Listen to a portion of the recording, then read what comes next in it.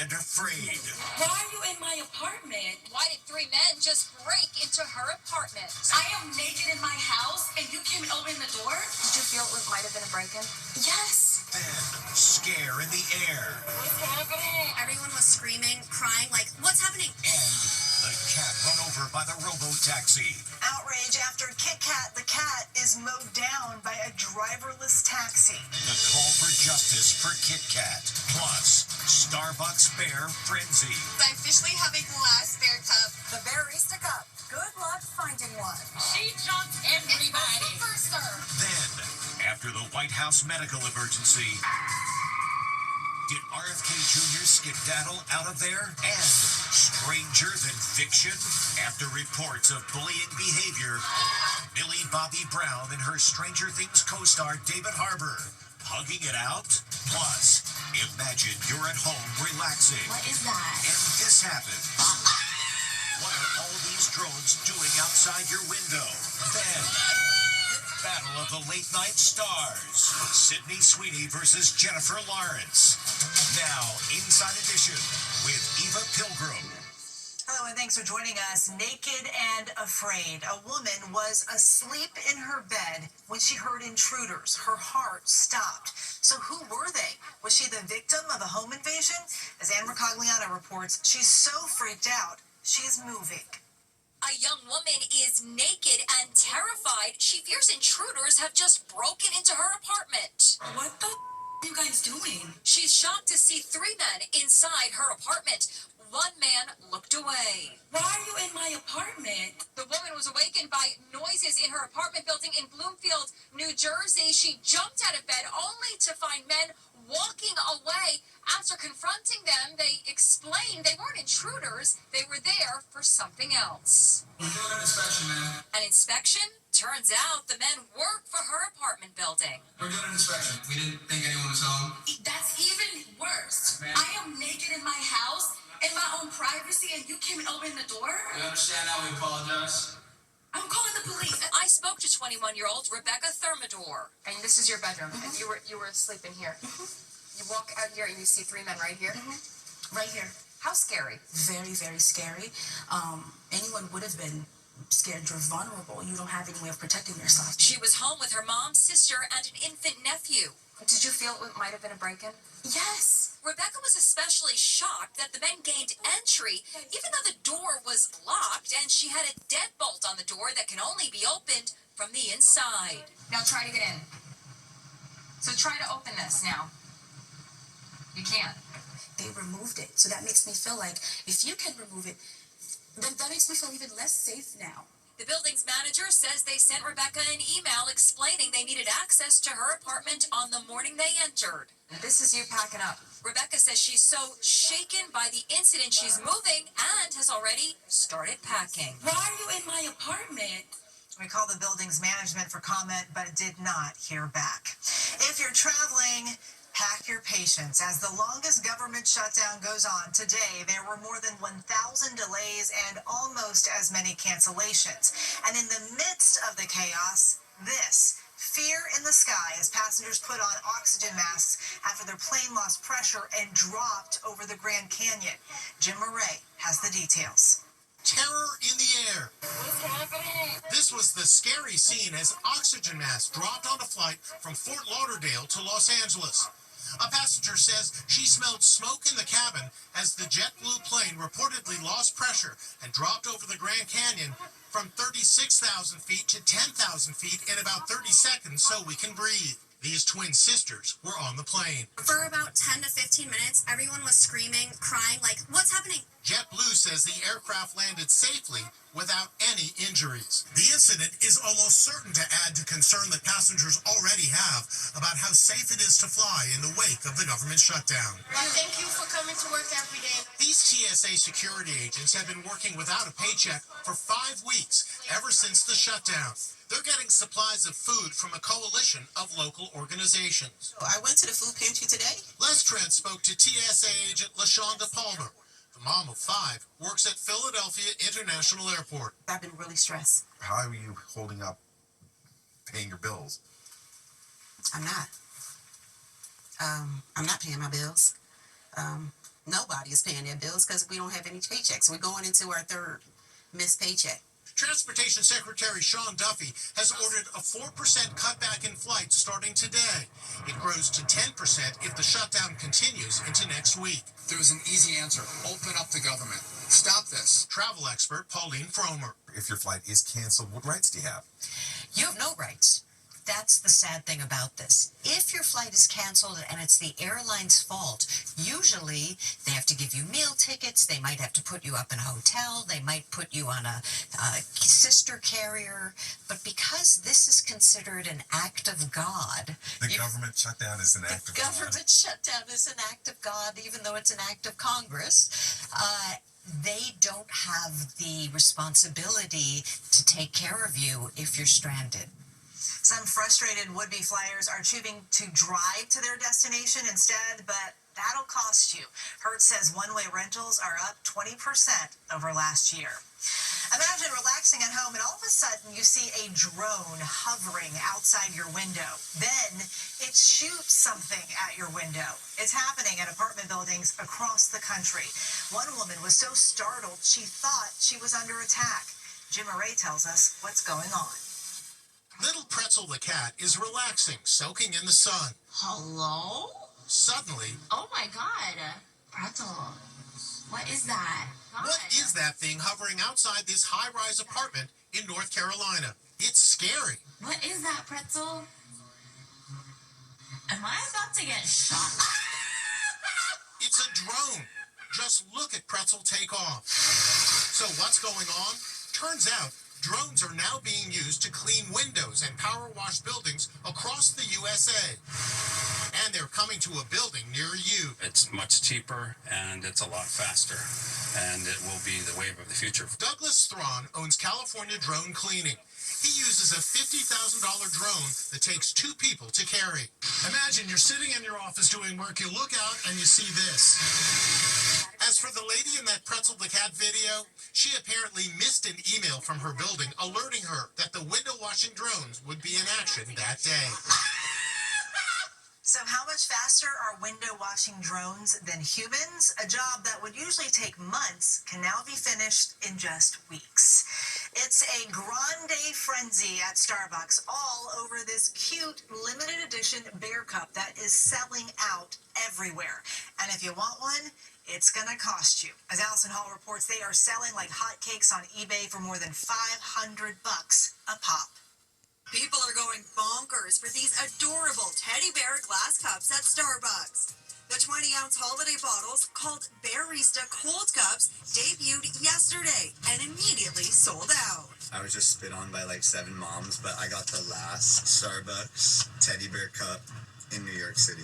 After going to 6 Starbucks locations, I officially have a glass bear cup. But most customers are leaving empty-handed. I got up at 7 a.m. to get to Starbucks to get the new teddy bear cup. But when I got here, the Starbucks employee told me that it's already sold out. I'm like, what? This is the much sought-after Barista Cold Cup. It's a bear-shaped glass mug with a green beanie and a Starbucks logo on its belly. It sells for $29.95, but if you're looking for one, be prepared to spend a lot more. On eBay, they're selling for up to $550. Hi, how are you? Oh, you have it. Perfect. Look at that. We found ours on Facebook Marketplace and paid a whopping $290 for it, nearly 10 times the original price. Dina Palovic lined up at 4:30 a.m. and ended up going to 4 different Starbucks before scoring one. You have a bear. I know. What do you love about it? Honestly, I feel like being able to see the drink through the cup is my favorite part, and I do love bears, always have. Oh, really? This fist fight between 2 grown men is reportedly over this shattered Barista cup. And customers thought this woman cut the line. She jumps everybody. You're not getting a cup. Thank you. For many, Starbucks Bear Cup is a bare necessity. It's so good. Starbucks apologized to disappointed customers who can't find a Bear Cup and say they are shipping more out. And if you think $500 for a Bear Cup is crazy, check this out. The world's most expensive toilet. It's made of solid 18-karat gold and is up for auction at Sotheby's in New York with an opening bid of $10 million. It's actually a sculpture by a well-known artist, and yes, it is fully functional, but the price tag is leaving everyone looking a bit flushed. The new and final season of the Netflix hit Stranger Things is about to kick off, but this is being called stranger than what's on the show. Star Millie Bobby Brown and the actor who plays her dad appearing all chummy just days after reports she had filed bullying claims against him. The cast of Stranger Things hit the red carpet to celebrate the final season of the hugely popular Netflix series. Stars Millie Bobby Brown and David Harbour share a hearty laugh. They seem to be pretty relaxed in each other's company and also pose for photos together. People are saying, well, that's sort of strange, because earlier this week, published reports claimed 21-year-old Millie filed a harassment and bullying claim before filming on season 5 started, with pages and pages of accusations against 50-year-old Harbour, who plays her dad on the show. I can fight. Better than any of us. Looks like they buried the hatchet. I've grown up on the show. Millie was just 12 when the world came to know her as the brave character named Eleven. 10 years have passed, and Millie is now a married young lady and the mother of an adopted daughter. Good luck with that. Sadie Sink was 15 when she joined in season 2. Look at her now. The 23-year-old hit the red carpet in a two-piece Prada. Her top shimmers with crystals. Now this once young cast is all grown up. Although this is the last season of Stranger Things, Netflix is already developing spin-offs. And it's double the star power on late-night TV. Look who's punching her way into the Late Show. It's Sydney Sweeney. The undisputed it girl tells Stephen Colbert she recently went skydiving. Well, my cousins and I went out to the town, which is like 3 bars and 1 church, and we went bar hopping until 3 a.m. and then I went skydiving at 6. Wait, so did you show up still drunk? I was a little worried stuff would come out, yeah. Over at The Tonight Show, an elegant Jennifer Lawrence made her long-awaited return to late-night TV after 8 years. So why is J-Law crying? Stop crying! Stop crying! Oh, this is fun! You're having fun on a talk show! Jennifer's actually showing off her acting chops. Those are fake tears. Give her another Oscar. Oh, this is fun! And over at ABC, what happened to Jimmy Kimmel? Fans watched a rerun of the show after a personal matter with the host forced the cancellation for one night only. We'll be back with much more Inside Edition after this. Next, after the White House medical emergency, did RFK Jr. skedaddle out of there? And RFK's cousin who says he was framed for murder, breaking his silence after all these years. I was a good fall guy. And the cat run over by the robo-taxi. Outrage after Kit Kat the cat is mowed down by a driverless taxi. The call for justice for Kit Kat. Inside Edition with Eva Pilgrim. We'll be right back. Last time we showed you video of a pharmaceutical CEO fainting in the Oval Office. Dr. Oz and others rushed to the man's aid, but health star RFK Jr. was seen running away from the emergency after he was blasted online. Now, as Stephen Fabian reports, the White House is hitting back. It was a jaw-dropping moment in the Oval Office when a drug company executive suddenly collapsed. While others, including Dr. Oz, rushed to help, the health secretary, Bobby Kennedy Jr., appears to vamoose. RFK Jr. flees the scene, went one post. Watch RFK skedaddle. Another, RFK Jr.'s response was to haul blank. But the White House is defending Kennedy today, saying the secretary rushed to get medical assistance and calling one journalist a ghoul for suggesting RFK Jr. ran off. Meanwhile, Kennedy's first cousin, Michael Skakel, who served 11 years in prison for the murder of his 15-year-old neighbor, Martha Moxley, is speaking out for the first time. Case had no idea when Martha was killed, had no idea what happened. I was a good fall guy. Skakel was convicted in 2002, 27 years after the murder in swanky Greenwich, Connecticut. Took my breath away. Absolutely. Last thing I thought would happen. RFK Jr. was the only member of the Kennedy clan to come to his cousin's defense. He didn't get a fair trial, and he's not guilty. The conviction was overturned on appeal. Skakel cooperated with an NBC podcast, Dead Certain, the Martha Moxley murder, hosted by Andrew Goldman. What can you tell us about what Michael Skakel's life is like today? When he goes to the grocery store, goes to restaurants, he feels people looking at him thinking that he killed a girl when he was 15 years old. Martha Moxley's mother, Dorothy, who died last year at 92, always maintained Michael Skakel was her daughter's killer. We'll be back with much more Inside Edition after this. Still to come, the cat run over by the robo-taxi. Outrage after Kit Kat the cat is mowed down by a driverless taxi. The call for justice for Kit Kat.